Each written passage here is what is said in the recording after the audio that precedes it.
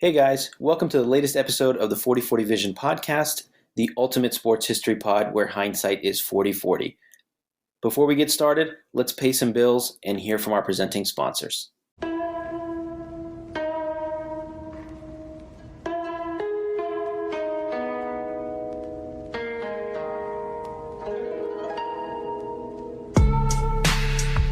know, yeah.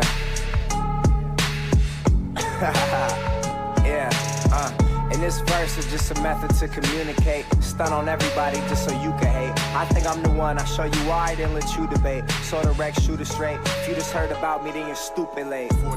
Get right or get left, ho, choose a fate. Follow no one, I move at my own pace. You can wait. Notice how you stop touching bread like you're losing weight. One day you will see. What's up, everybody? Welcome to the 40/40 Vision podcast, the ultimate sports history podcast brought to you by Sideline Sports Inc. I'm your host, Khaled Abdallah, with my fellow host, Osama Dahoud, and a special guest today, Edreece Arghandiwal, co-founder and chief marketing officer of Oakland Roots Sports Club, Oakland Soul Sports Club, and Project 510. You're a busy guy, man. How you doing? I'm doing well, man. Thank you for having me.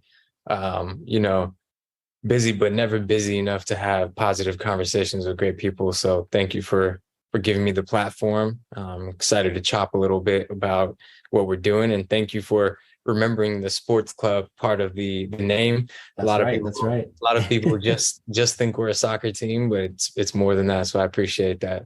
I remember, I forgot exactly where, but I think it was a few years back. I read one of your interviews and you made sure to specify that the SC is not soccer club. It's sports club, because obviously Oakland Roots and Oakland Soul, there's a lot more to it than just soccer. So I wanted to talk to you, obviously about your journey and co-founding the club, or the clubs, I should say, but also, your journey growing up in the Bay, playing soccer, how that influenced you, and, how the Bay influenced you to this day. So you grew up in Oakland, correct? Actually, all over the Bay Area, man. I was born in Oakland, raised, in Alameda for a few years, spent some time in the Central Valley, and then made my way back to the East Bay, back to Oakland, back to my origins, my roots. And we've just been all over the place, man. I mean, a part of the refugee immigrant story is that our families are just trying to figure it out. It's not, we don't have the leverage of generational wealth. We don't have the leverage of knowing that we can live in a home for the rest of our lives and then pass it on to our kids. And so that basically made, our families hop around the Bay Area until things could figure itself out. And, I was very lucky to have just incredibly forward-thinking parents that were creative and successful and built a life for themselves as Afghan refugees, fleeing Afghanistan during the Soviet invasion. And man, just a privilege and an honor to be born in Oakland and to have that, and to now be back, obviously, in the town and being here for several years now. And my wife works here, and we're just like, okay. So the roots run deep. Roots run deep, and we're out here for sure. Cool, man. Yeah, and I, so Edreece and I, we go back to college. We were, buddies back in undergrad, 15 years ago. It's a long time ago. And I know you didn't really have a traditional career path. I did some creeping on your LinkedIn, obviously. I saw that you were a bio and an econ major in undergrad. So how do you go from that to, co-founding a soccer club and some of the other things that you've done along the way? Yeah, great question. I mean, to peel it back, like, I've always been somewhat entrepreneurial. Like, I've always wanted to try new things and put ideas out there. And that's probably, it goes back to my parents giving me I was going to say, did that come from your parents, or was that something you fostered on your own? 100%. I mean, I feel like people get it through their environment, but it's also largely in part by the, ideas that our families and the closest people around us instill in us. And they, like I mentioned, were just very forward thinking, creative people that always gave my sister and I the ability to do what we wanted. My sister played professional soccer at the highest level in the Serie A and the Bundesliga, was the captain of the Afghanistan national soccer team. And to have a Afghan young woman play at the highest level, that takes a bit of forward thinking when we talk about our culture, definitely. And for my father and my mother to be open and willing for my sister to do all the things that she wants to do. And similarly for me, it enabled me to experiment with a lot of different things, man. And I think we all result to becoming a doctor or becoming an engineer because it's the safest thing. It's all our families know. But then when I was able to open portals to different worlds to my family and show them that, hey, look, you can throw a concert and have Lil B and, Mr. Fab and all these cats come out to Davis and be able to like make money off of that and still do cool shit that's creative. All of a sudden a new portal of possibility opens and they start to believe you and they trust you, and I'm very, very grateful for that, man. Getting into Davis obviously was by way of soccer. I got recruited there. Okay. That was my next question. I know you mentioned your sister, so she played professionally and was on the Afghan national team. So the highest level you played was at the college level? At the collegiate level, I did play semi-professional with the Bay Area Ambassadors out in Raimondi Park in West Oakland for a couple of years. And that's where actually, funny enough, like I played with Emra Clementa, who's now one of our captains for the Roots. And so like it's this crazy full circle moment now that we're working together kind of in different domains, but in a similar fashion. So yeah, it's been a journey for me when it comes to the game. I wish I could have become a pro. It was my lifelong dream. I ended up being obviously in a different capacity within the same sport. And it comes from my father, bro. Like in Afghanistan, he was a manager of a football club that was local. And it was called Store, club name. Yeah. And, he led and managed teams and brought a sense of like structure and this like club mentality to a small town that, he grew up in. And he brought that over to America as well when he was, coaching myself and other Afghans in the local community. And so I kind of picked up a lot of the nuances of management and leadership from him, really watched him and learned about how to lead people in a way that leads to fruitful results. And all of that with the experiences I gained, man, just kind of led to where we're at. And obviously hella layers going into how we got there. But that's, in a nutshell, what it is.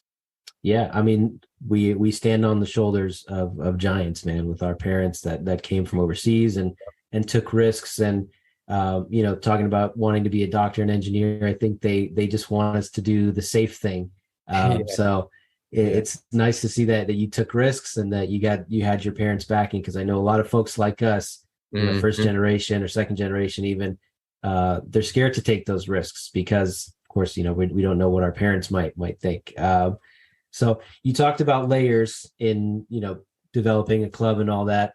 Let's start at like the first layer. When did you have the initial idea or the initial thought? When was it just a little thought in your brain, and what was the inspiration behind it?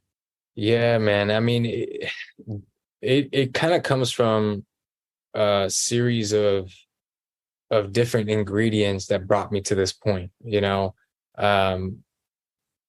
being born in Oakland, there's this inherent like connection to the city, despite wherever you go. Right. Another example of this is like, I when you ask me what my ethnicity is, I say I'm Afghan. I don't say I'm American, because that's how it works. Right. And that's how it functions. It comes first in the hyphen too. Exactly. Right? Exactly. But and the interesting thing here is that I've never actually been there. Right. But I have this idea of my connection to that place. And so despite moving around my whole life and, having experiences elsewhere, the being born in Oakland element really always brought me back to, I got to do something here, and, traveled around the world, did a lot of different things. I interned for Diddy for a little bit. I interned for Sean John. I saw that. That was pretty cool. By way of my cousin who worked there at the time and gave me the platform. And man, those experiences really opened my brain to like the things that are possible in this life, and specifically around the ability to market things to people and do it in a way that is meaningful. I think a lot of people put things out into the world, but they don't think about the impact of those things, you know, whether it's words, products, services, etc., sports teams. They don't think about the impact that that specific thing has on the people that believe in it, that want to invest their money in it. And, you know, there is no greater responsibility and there is no greater culturally relevant thing than a sports identity, period. I mean, if you think about, like, I know there's haters of sports out there, but my question to them is like, man, like, how the fuck do you guys even function without a sports team? like every, for better or worse, man. Yeah, man. I mean, think about the impact the Warriors have had, right? Like just on the identity of the Bay Area. Let's just put that into perspective, right? You have one of the biggest brands in global sports and one of the biggest athletes in sports, possibly the GOAT in Steph Curry, making a very large impact in a way that changes people's lives, allows for people to come together, allows for economic stimulus in small to medium-sized businesses. I mean, the impact is so vast and large, and yet we're still denying the impact of sports, specifically soccer, right? Which is the domain. Yeah. Mm-hmm. And so, I mean, man, like design, fashion, culture, art, Oakland, soccer, all of this kind of came to fruition when my prior startup was in downtown Oakland. It was important that we had a presence here and that I was trying to bring business into a town that I really loved and enjoyed. Didn't necessarily work. And I remember, you know, leaning off of that and thinking, you know, what's the next thing, right? And I'm playing in semi-professional teams here, you know, in the SF leagues with Oakland Leopards, and I'm playing at Raimondi, and I'm running into all these different cats that are in the soccer space. And lo and behold, you know, the idea was to do something in the East Bay area, specifically Oakland, that brought awareness to this sport, because we know whenever like Mexican teams come, you know, whether it's Chivas or, you know, Club America, like we sell out the Coliseum, 30, 40, 50,000 people. So I saw them at Stanford, I think in 2009, it was packed house. It was Club America versus Chelsea. It was probably, I don't know, 5% Chelsea fans. The rest was a sea of yellow. Exactly, man. I went and saw Real Madrid and Club America in the AT&T Park in San Francisco. Bro, like if it was just Real Madrid playing, I don't know, San Jose Earthquakes or Roots, it would be empty. But it's the Club America fans that really support and bolster it up. Which the Mexicans roll deep, man. I saw them recently in Vegas. Club America versus Chelsea. It was like I was in Mexico. It was some real shit. Exactly, man. And we have to recognize that one of the biggest populations here in Oakland is also the Mexican demographic. And this is their sport. You have to respect that and acknowledge that. And so for me, it was like, yo, there's no shortage of appetite here. This is a real thing. Oakland, California has the biggest Dia de los Muertos festival in Northern California, second biggest in California. And you're thinking there's 100,000 people that go to these events. There's no soccer team for people to support. I mean, it just made sense. And at the time as well, you guys, like the teams were leaving, right? Warriors were dipping. You know, the Raiders were already out. Like there was no more of an opportune time to get into a market space in a meaningful way. And by that, I mean, not in a traditional sporting way. I'm a 33 now, 33-year-old Afghan-American. I don't look like Steve Ballmer or Mark Cuban, bro. Like just a normal ass cat living in downtown Oakland with, you know, trying to figure out my life. Right. And this is a different model. This is a European model. This is like how, you know, small clubs in Europe are founded by people just going to the pubs and like talking to each other and thinking of things. And that's exactly how our concept came about. Is 5 or 6 of us co-founders all kind of had different assets and skill sets that we brought to the table. And, you know, we launched in 2019. In July, we hired our first employee. we started to roll out an amazing partnership with Oaklandish on the merchandise side. And it was important for me to do that because I Yeah, recognize, how did that come about? yeah. Because I know that's one of the flagship, Hmm. brands and identities in Oakland. I didn't know about your partnership with them. I was in the store in downtown Oakland, I Yeah. think in around 2019, and I saw the shirt, I saw the logo. Of course, I made sure to buy it. Yeah. And I just thought, you know, Thank you for if you doing that. didn't know this was a soccer team, you'd be like, this is just a dope ass logo with a dope shirt, so I'm gonna buy that. And I'm sure that goes in, that's part of your It's part of marketing the and your rollout. vision. Yeah. Absolutely. People ask that all the time, bro. And they're just like, was that purposeful? And I'm like, absolutely. I mean, I don't wear any of the sports teams brands like their merchandising outside of game day because 99.9% of them are like mad corny or they don't look good or they don't. And so for me, I approach this as like, man, Oakland has such a strong brand and identity. Cats should be able to wear a Roots hoodie at Fashion Week in New York and not feel out of place. Dame Lillard should be able to wear a t-shirt during the playoffs and feel like it's normal. Marshawn should be able to rock the hoodie during an interview and it's just normal. I mean, G-Eazy music videos, this thing's in there, right? Like we wanted to create something that people could adhere to because of the principles of Oakland: diversity, inclusion, arts, culture, humanities, the color, the chip on the shoulder, the blue collar, like everything that makes our identity who we are went into the rollout of the identity. And it Yeah, was and the way important that, you yeah, incorporated Oakland's logo as well with the tree exactly. and all that. Just The storytelling and all that. And this is also like a R&D conversation about branding and identity, but that was like 2.5 years of developing this crest that then we rolled out, got incredible reception of.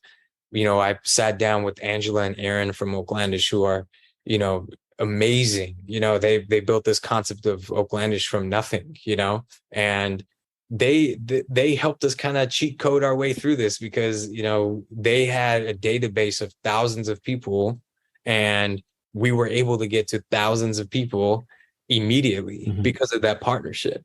And I will say, man, I attribute our success in the early stages, and I continue to attribute it to them and their help throughout this process because they took a bet on us.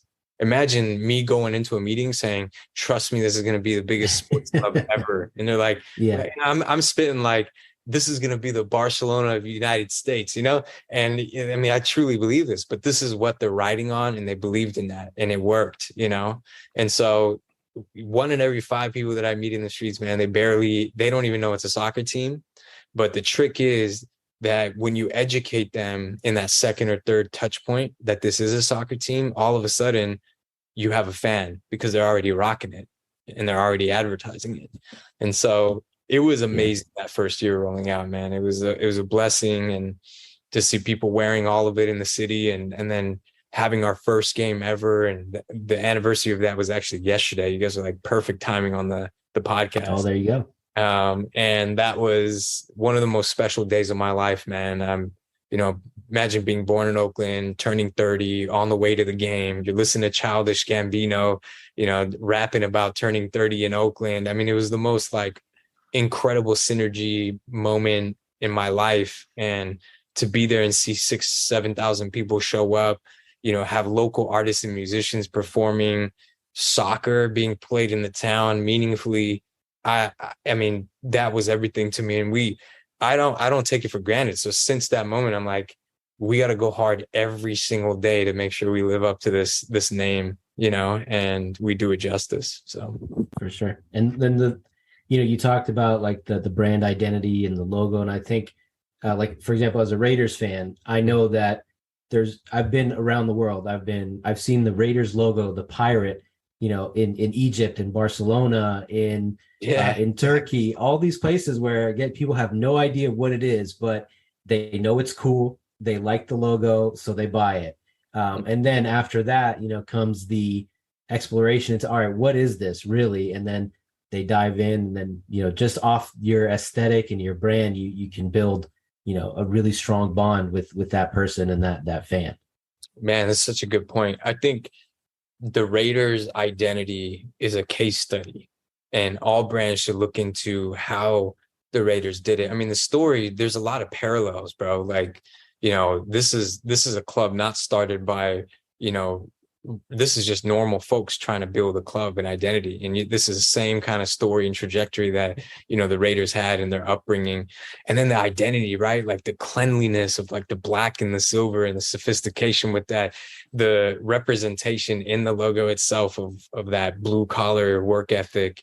And then the strive for excellence, right? Like all of this is it's so good. It is one of the best brands. It's up there for me with like the A's and the Yankees and the, like the Lakers.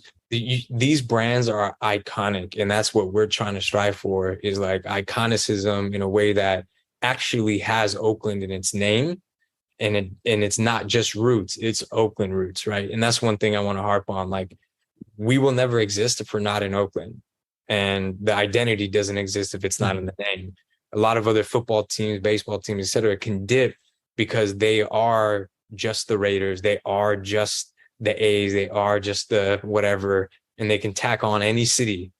Nah, like I think real culture changes when you have like artifacts in the community and the real work is done, and the brand starts to become culturally shifting. And the Raiders did a great job while they're in Oakland. I think that's why a lot of people are very upset. And we took over the facility, bro. I'm sorry for doing that. Oh, did you? Yeah. Hey, Edreece, sorry, I jumped on a little late. Good to meet you, bro. Likewise, man. Likewise. You mentioned storytelling for the brand. I think storytelling is such a underutilized element of marketing in sports. The NFL has kind of stumbled into being this giant that no matter what happens, like they just have a great TV product and they don't really need to do any marketing. We've seen basketball kind of struggle with telling stories. They're kind of stuck in this like shockwave of Twitter headlines. But I think soccer, you might have mentioned this, is just such a great way to start that. It's kind of built for it, and Oakland Roots still kind of a growing organization. What was that process like in trying to build a story that represents Oakland? Yeah, I think you have to do it at the foundational level. So, when you're a large brand and you've existed for quite some time, I think it's tough to like relearn people's perception of that brand, especially if they've been around for a very long time. I mean, an example could be, I don't know, a New York Mets or like Diamondbacks or something trying to all of a sudden be like the Brooklyn Nets, right? And having this like cool urban sophistication. I mean, it just doesn't work to transition that way. Like you have to establish your identity in the early stages. And I think a lot of these teams do. And then they get so caught in the weeds of the money-making business, which is what you talked about, that they forget about what actually enables people to really be passionate about it. And that's storytelling and community, man. It's culture. And the issue here is like people probably asking like, man, this cat's tripping because, there's diehard sports fans everywhere. Well, yeah, there's diehard sports fans everywhere because we don't got options, right? Like it costs $300-400 million to get into the NBA. It costs that to get into the MLS. So what the fuck do you mean? Like, I gotta root for this team. Do I want to? Maybe not, but I'm almost forced to because this is the only option I have, and that for me is like the flawed monopolization mentality that has happened in American sports that is not existent in Europe, right? So in Europe, you have like this amazing promotion relegation methodology where, you win, and based off of your merits, you escalate and you rise, and your existence is really based on how well you connect to the people in the fan base. If you don't, they all show up at the stadium revolting, and then all of a sudden ownership changes, management changes, there's accountability. That don't happen in the NFL. In the NFL, you can blackball a Colin Kaepernick and that's it. and everyone turns a blind eye because the next season's around the corner, and Tom Brady is killing it, right? So like, this is the issue, is that I think there's a lack of accountability when it comes to some of this. And for us, it's like, we're trying to challenge that, man. We're trying to make it feel like this is a common person's club. This is real shit. It's everyone is human. And I think the greatest form of intelligence and the best form of marketing is empathy. And like, storytelling is the literal tradition of human nature. Like, this is how we pass stories on to each other. This is how we connect to one another. And that is what we try to embody in our storytelling process, man. I hope that answers it. It's kind of like a intangible thing. It's a bit of magic, I don't know if many people understand it, but yeah. No, you make an excellent. I'm in marketing too, so I'm very fascinated by your story. You mentioned the billionaire part of it, and the story for Oakland Roots is so different than a newer club, an expansion club, right? Like an NYCFC, where Sheikh Mansour just puts them in New York as an expansion of Manchester City, right? This isn't the case. Or LAFC, which has an ownership group, and they could just go get Gareth Bale and Giorgio Chiellini just like that, right? It's a different story. But it's a fascinating one. You lead with like a community-centric message, and I think that connects to empathy. You are trying to empathize with the end consumer. What's the thinking behind leading with a community-based approach? Mm-hmm. So this comes back to, I think, who our co-founding group is, right? My philosophy in life, and maybe this is a really great question, bro. Like, it's going to peel back several layers of who we are. My philosophy is like, if you exist, you only have one chance to exist in this life, not only as a human being, but certainly in business, right? 99.9% of businesses fail within the first 3 to 4 years, And so you have one opportunity to exist. You have to lean into whatever it is that is your identity. Furthermore, I believe that, and this is me personally, I don't ever want to partake in anything that does not impact humanity. Like, it's a waste of time for me. Like, why would I even just try to do something if it's not even impacting 10 people, 20 people, 100 people, right? And so my philosophy has always been like, if we're going to do this, we're going to impact as many people in this town as possible. And the way we're doing that is to be one of the first purpose-led sports organizations in the nation. What does that mean? Well, we have a chief purpose officer, first in America of its kind, sitting at the executive level, who is also on the board and is also a co-founder. So decision-making on how, first year I was buying furniture from IKEA. And though like IKEA does have some benefit locally, obviously employs local folks. Like, I remember I was debating in the office on why I should have purchased it from a small like mom and pop shop instead, And so that thinking of like the Oakland first always, that is our tagline, is in every decision that we make. And our chief purpose officer, Mike Geddes, who has a tremendous history of impact and in soccer specifically, is helping us make those decisions from a partnership perspective to our marketing decisions, to our storytelling. I mean, every partnership, we even flip that script, man. Like, most sports teams will probably be like, here's your asset in the stadium. Here's your video scoreboard graphic. Here is, the read in game or whatever. Here's a commercial. We try to ask the partners, what is meaningful to you, right? Like, can we do a street soccer tournament at Dia de los Muertos and activate a small-sided, pitch thing where, all of a sudden now you have thousands of youth interacting with the sport and we're spreading positive messages. Like, the partnership thinking is also completely different in that we try to take it to another layer of impact in the community. We are the only organization in the United States that donates 1% of our ticket revenues and staff salaries to social impact causes locally. So everything kicks back to our purpose partners, which is like a special relationship we've built with nonprofit organizations in the soccer space. Soccer Without Borders, who works with refugees, My Youth Soccer provides free access camps, Street Soccer USA, who activates local urban spaces for people to actually kick a ball, lack of space in Oakland is a problem. So, they're addressing that. List goes on and on. And so, we're not just like a nonprofit that sits on the side and it's like a foundation of whatever club. It's like literally who we are. And our investor group of 42 plus people are comprised of that DNA. This is exactly what we lead with. We don't lead with, hey, man, you're going to make a lot of money. No, like, sure, the value of the club rises with our growth, but this is far greater and far more important than, a return on your investment, because that doesn't happen in sports. It's a, and we're also different in that we have multiple investors, 42 plus, predominantly Oakland Bay Area based. And, so that's kind of how we're leaning into it and are trying to be different. I see what you mean by trying to be the Barcelona of the US. It's not just the on-field success. It's their tagline is more than a club.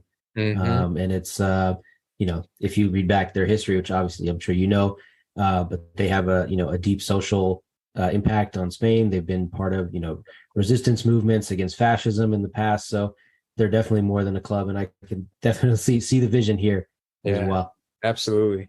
And we need a club like this. And America does. So it's not just Oakland that needs it. It's not California. The United States needs a radical change in the way we think about sports identities. And if more people do it, we'll start to realize that sports teams are community assets, and they have to be that way. And we have a bit of unlearning to do, but we're trying to lead the way at the very least. So. Yeah. And speaking of radical change, you touched on this a little bit. I know, pro rel is a big discussion here in the US. People are very passionate about it. Yeah. I don't know if you can answer this, but how do you feel about pro rel? I mean, look, I think everyone, at some point is enthused by the idea, Personally, I think competition is fantastic. I think merit-based system is fantastic. However, I'm also like, I realize the reality of the circumstance, and I'm like, well, you got to play the game in order to change the game, right? And this is for everything in life. I think people tend to shut things off or close doors because it's just not aligned with whatever it is their thinking is. But sometimes it takes a little bit of ability to almost like look at it and say, hey, maybe collectively we can do this, or we can change it, or we can whatever. And look, my philosophy, bro, and to answer it very bluntly, is like, I believe it should always be club over league, period. A lot of clubs in markets place the value of the league significantly higher than their own value. And whenever people try to ask this exact question, they're like, well, what's your plans? Like, do you ever want to go MLS? Do you ever want to do this? Do that? I'm like, no, like none of that. Like, our goal is to create a club and an asset for Oakland. Right now, the pathway to playing professional for us that is sustainable and allows us to play it and do it well is USL Championship. It is one of the fastest growing leagues in the world. It has the biggest kind of base of soccer teams in a league, from Division 2 to Division 3 to Division 4. They've even publicly stated that they're interested in promotion relegation, given that they have one of the largest bases of teams. So we are at the cusp. I think in the next 5 years, you'll see this start to really become a reality for everyone in a conversation. And for us, it's not pinning our success on whether or not it's going to happen. It's, hey, let's put our entire focus and commitment into Oakland. Let's ensure that we're growing as much as Oakland wants us to grow. And, I don't know if you guys saw, but like 2 days ago, we announced our interest to explore, a stadium, because with the addition of Oakland Soul, the demand for the product has grown so much that, we're forced to look into new opportunities that don't, impede on current athletic program at Laney College, which we love and enjoy, and has allowed us to be who we are. And so Oakland Soul, just to clarify for folks that don't know, is the women's club that's associated with Oakland Roots. Yeah, which we launched, a couple months ago, and has been amazing. So yeah, man, I hope that answers the question. It's like, we're excited about the future. We care more about our success here locally than what the hell happens on a national scale, but we're here for it, and I'm about merit-based stuff, and we'll see if that shakes out. Yeah, no, it totally does. And I get it. It's, you want to be sustainable, and it's not about what the MLS is doing or what USL Championship is doing. It's about what Oakland Roots is doing. And I think just to put my 2 cents in, I do think eventually pro rel is the way to go. But I think now, as teams are still building fan bases and identities, I think right now the status quo is where we should be. But who knows where soccer is going to be, in 5-10 years in this country. Yeah. I mean, the other issue too is like United States is so large and vast, right? Europe is condensed, and there's populations that are like pushed into what the size of Texas, right? Like you have 9 countries in the size of Texas. And so, the travel, right? The sustainability of that, the expenses related to that, infrastructure, stadiums, right? Like there's stadiums in Europe that are like hundreds of years old. It's built into the DNA. We don't have soccer specific stadiums. I don't even know if we have one here in the Bay Area. Like I can't think of one in the East Bay, probably Not in the East Bay, but yeah, the Earthquakes do have. I mean, they opened Avaya, was that 2013, 14, which is beautiful. I don't know if you've been down there, but it's a gorgeous little stadium. Exactly, man. No, San Jose has that. The South Bay has opportunities, but we look at the East Bay area. Berkeley's, Edwards Stadium is a college soccer facility, but there's not much else here that is for soccer specifically. So we have some work to do, and we're not the only market. Every market in the United States, I think, has to think about soccer more seriously. So.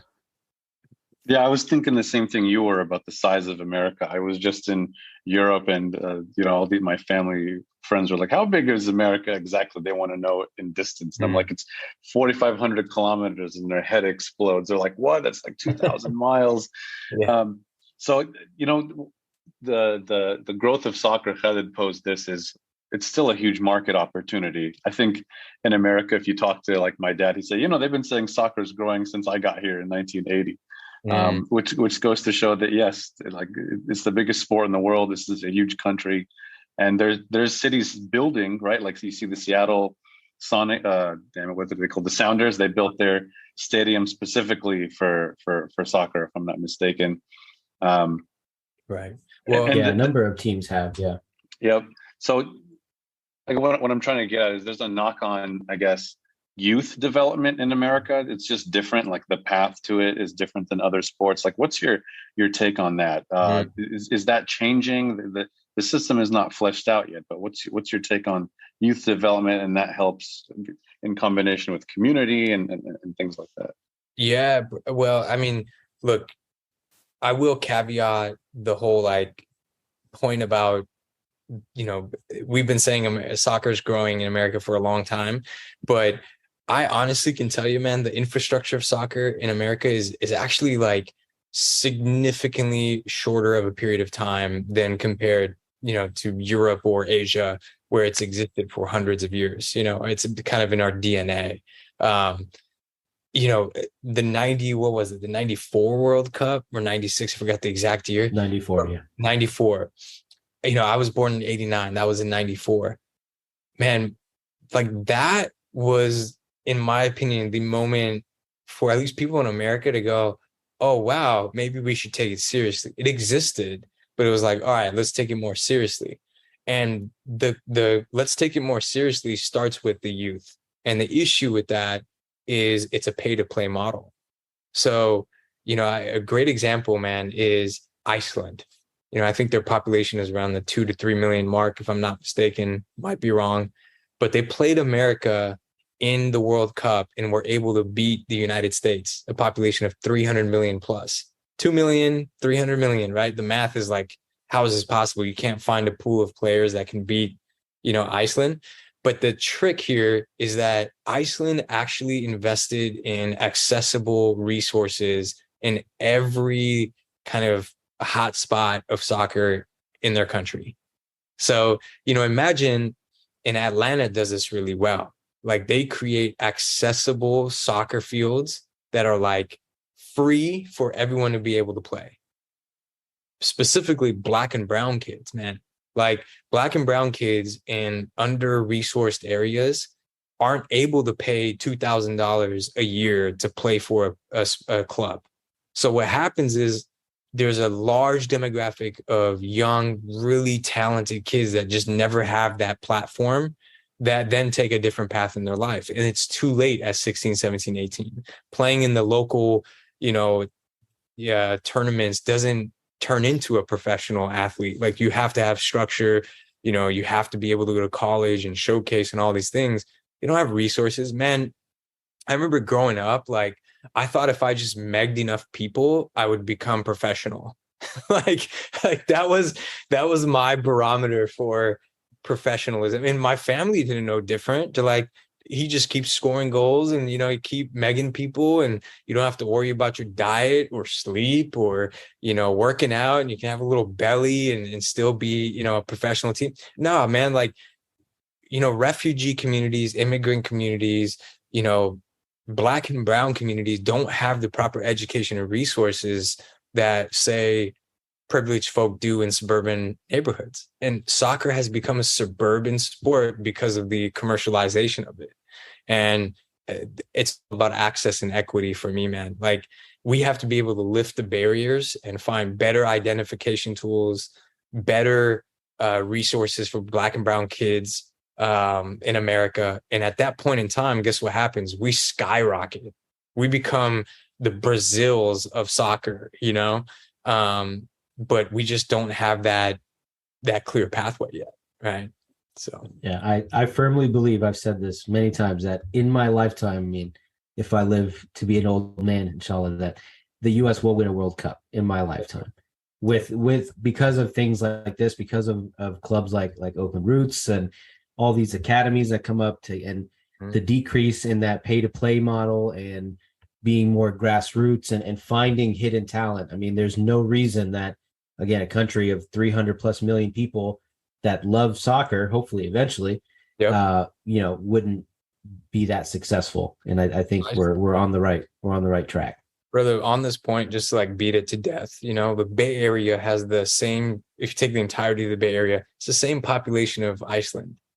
So like you could technically, if you really wanted, you could have the national team just come out of the Bay Area, of which we have incredible products like everywhere, right?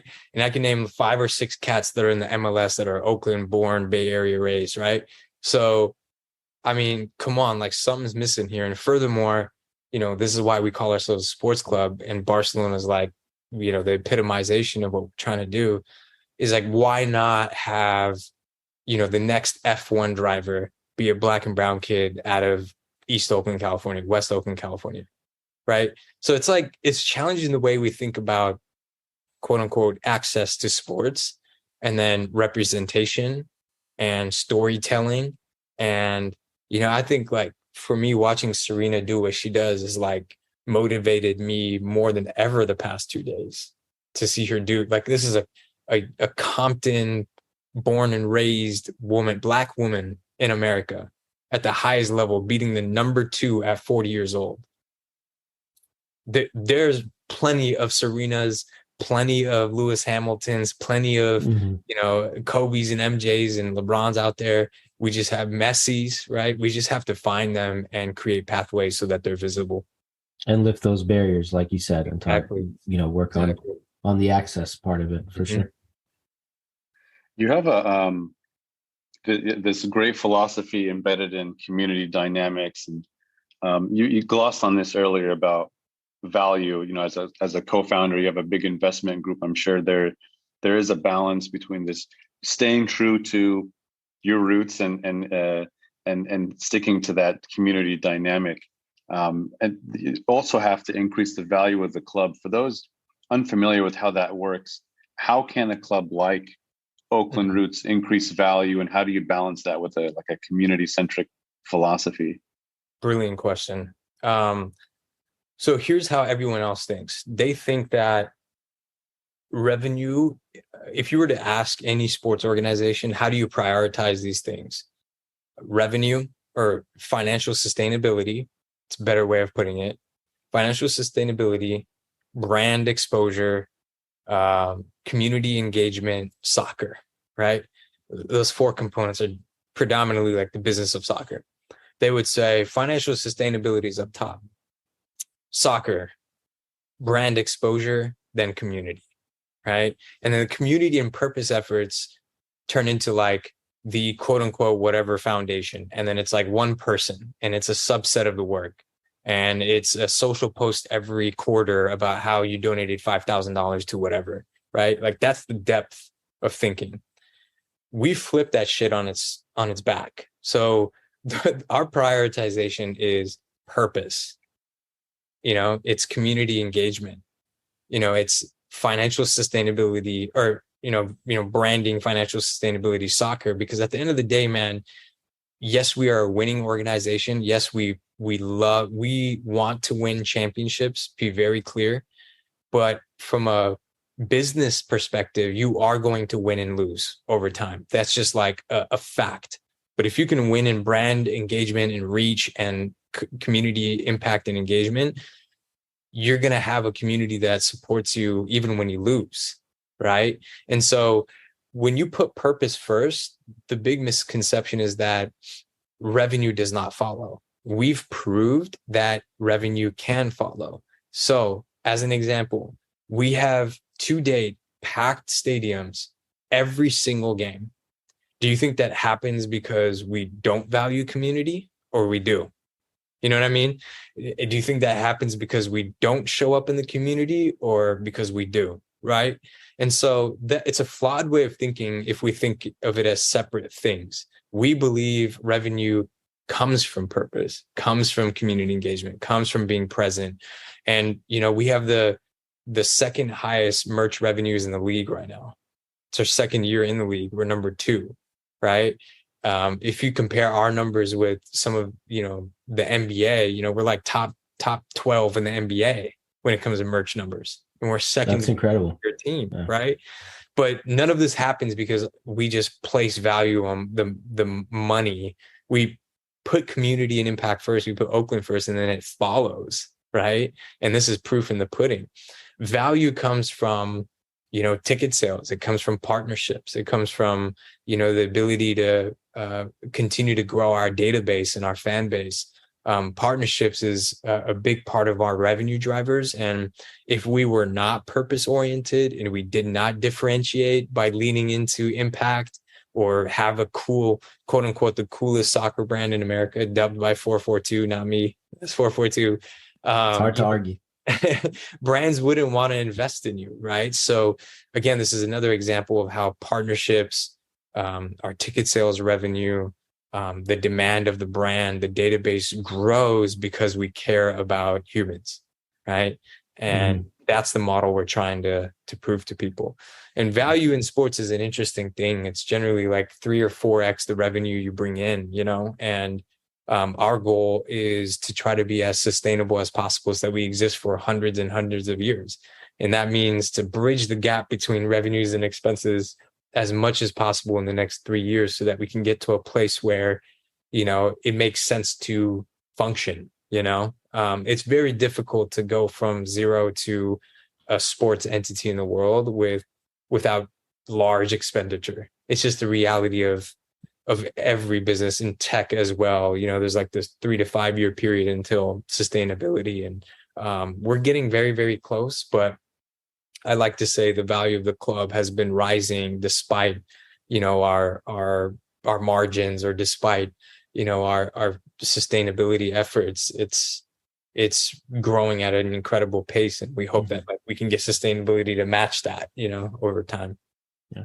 And I think, not to bag on this team, because this is, one of my favorite teams growing up, but we're seeing kind of the opposite thing happening just up the road with the Oakland A's, right? They have brand recognition, they have an incredible history, but they've left the community behind in a lot of ways. They haven't prioritized building relationships with fans.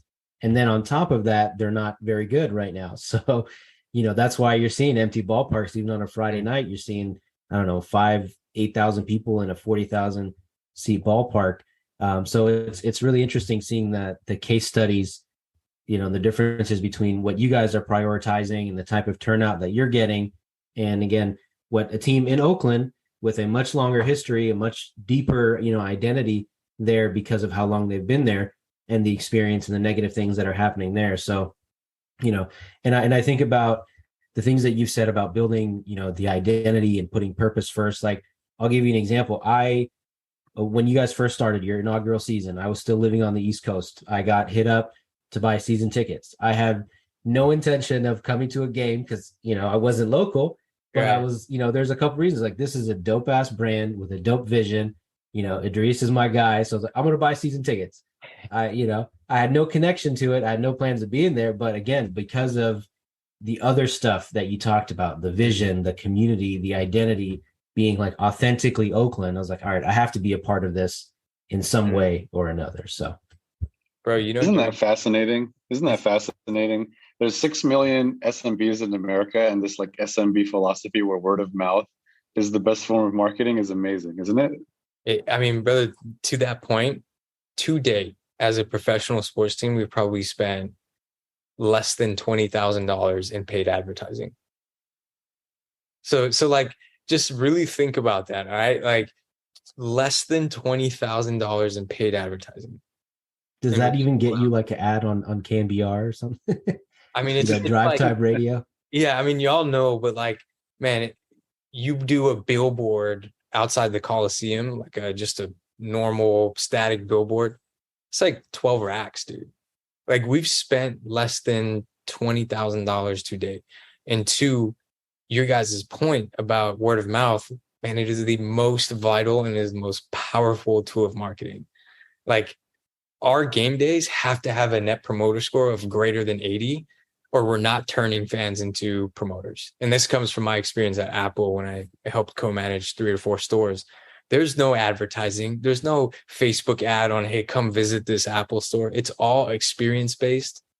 I mean, Disney, man, like, Disney is the greatest example of like how to make magic and how to care about an experience and how to make people happy. There's enough shit going on in our lives.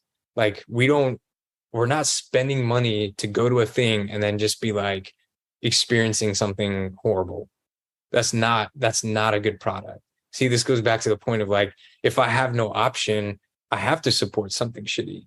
It's because it's the only thing and it's not going away. So I have to keep going to it. And it's just going to keep adding bullshit to my life. That's not what we want to do. Yeah. And these days people have more options than, than ever before. So it's harder than ever to capture folks. So exactly. That's why experience is everything, man. Happiness is everything.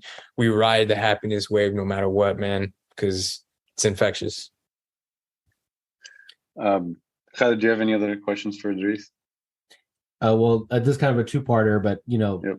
What's the hardest thing about this journey, and what's the coolest thing? I mean, have you had like a fanboy moment where you've met someone like super dope that you looked up to, or a player or something? I know like Drogba, for example, is a co-owner of Phoenix Rising. He's one of my favorite players of all time. I would have geeked out if I met him, but have you had any experiences like that? Yeah, man, I'd say just start with the first question.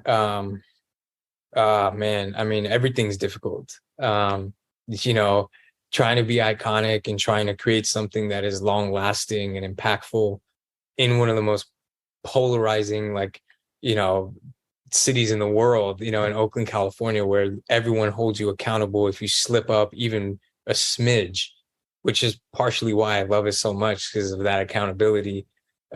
You have a responsibility when you're repping something that has Oakland in it. And though that's been difficult, I would say that has been the biggest honor and blessing, because I wake up every day like, man, I actually get to represent this amazing city.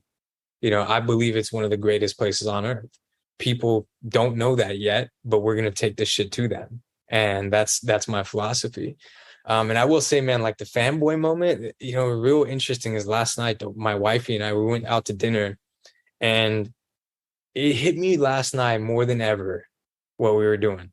And it was in the most organic, probably, I don't even know if people listening will even get it, but we were at dinner, man, and the owner of the restaurant somehow recognized my involvement in the club, or just knew that I was involved, and like sent drinks our way and said, thank you for bringing professional soccer to Oakland.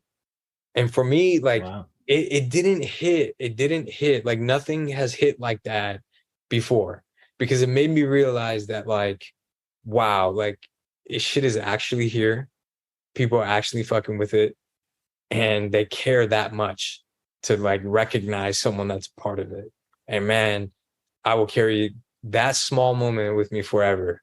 I mean, I don't take it for granted. Like, that makes me want to work 10x harder to make sure this shit lives up to its expectations. So, I mean, Oakland is a special place, and I think especially with the teams leaving and a lot of the changes that are happening there with the gentrification and some of the identity and history that might be lost, with the new residents, just everything, just so much transition happening there. I think people probably like that restaurant owner, and a lot of Oakland lifers and natives are probably holding on so tightly to their identity and anything that's like authentically Oakland. And I think with everything that you've told us, everything that you guys have done so far, we can say, without a shadow of a doubt, that you guys are authentically Oakland, and that's something really special these days.